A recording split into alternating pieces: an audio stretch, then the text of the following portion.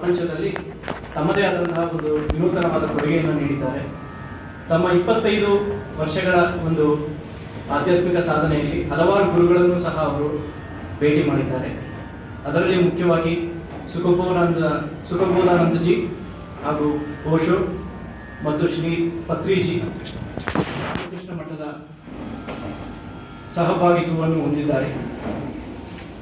ಸ್ವಾಮಿ ರಾಮಕೃಷ್ಣ ಪರಮಹಂಸರು ವಿವೇಕಾನಂದರ ಉನ್ನತ ವಿಚಾರಧಾರೆಗಳನ್ನು ತಮ್ಮ ಬದುಕಿನಲ್ಲಿ ಹಾಗೂ ತಮ್ಮ ಆಧ್ಯಾತ್ಮಿಕ ನಿಲುಗಟ್ಟಿನಲ್ಲಿ ಅಳವಡಿಸಿಕೊಂಡು ಶ್ರೀ ಪ್ರೇಮ್ ಕುಮಾರ್ ಅವರು ಸಮಾಜಕ್ಕಾಗಿ ಹಲವಾರು ಕಾರ್ಯಕ್ರಮಗಳನ್ನು ಕೊಡ್ತಾ ಬಂದಿದ್ದಾರೆ.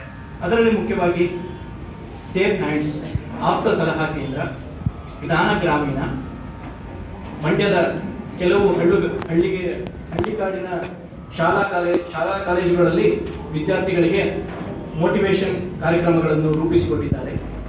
ಚಕ್ರ ಸಮಗ್ರ ಆರೋಗ್ಯ ಕೇಂದ್ರವನ್ನು ಸ್ಥಾಪನೆ ಮಾಡುವ ನಿಟ್ಟಿನಲ್ಲಿದ್ದಾರೆ. ಹಾಗೂ ಹಲವಾರು